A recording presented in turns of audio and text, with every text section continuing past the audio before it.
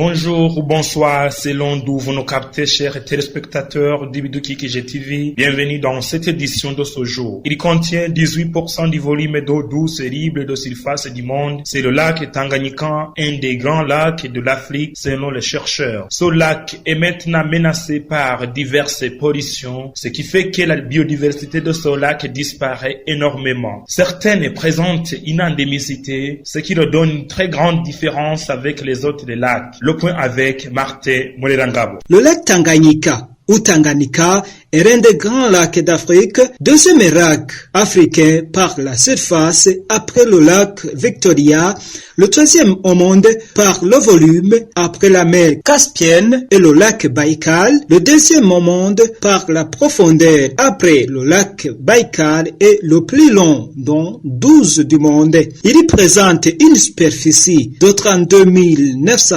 km², une longueur de 677 km, une largeur de 72 km, son altitude est de 775 mètres, sa profondeur moyenne est de 570 mètres, quant à la profondeur maximale, elle est de 1471 mètres.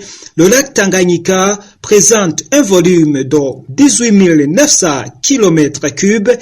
Ses bassins versants sont d'une superficie de 231 km². Le lac Tanganyika est alimenté par la rivière Maragarazi, Lusizi, Ifumé, le Fubu et l'Unangwa. Ces eaux rejoignent le bassin du Congo via la rivière Lukuga, puis l'océan Atlantique, selon les mêmes chercheurs. On estime que sa formation remonte à environ 20 millions d'années.